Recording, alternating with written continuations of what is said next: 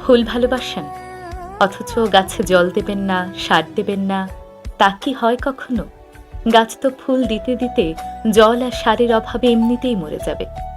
ঠিক তেমনি যেই মানুষটা আপনাকে ভালোবাসে, আপনার বিপদে আপনার পাশে থাকে, আপনার চোখের জল মুছে দেয়, নিজেকে অবহেলা করেও আপনার জন্য বারবার ছুটে আসে, সেও চায় উল্টো দিক থেকে ঠিক একই পরিমাণ চেষ্টা ফেরত পেতে।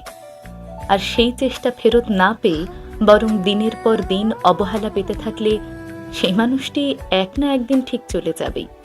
কারণ তারও তো বাঁচার অধিকার আছে, তারও আত্মসম্মান বোধ আছে, তারও নিজের কথা চিন্তা করার অধিকার রয়েছে।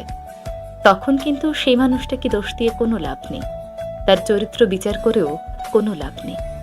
কারণ ওই যে চেষ্টার বদলে শুধু চেষ্টাই ফেরত দিতে হয়, অন্য কিছু নয়। একজন আপনাকে অনবরত ভালোবেসেই যাবে, স্বার্থহীনভাবে প্রতিনিয়ত ভালোবাসতেই থাকবে, আর আপনিও তাকে এর বদলে বারবার অবহেলা উপহার দেবেন, সে তো আসলে আপনার জীবনে থাকবে না। এ কথাটি মেনে নিন।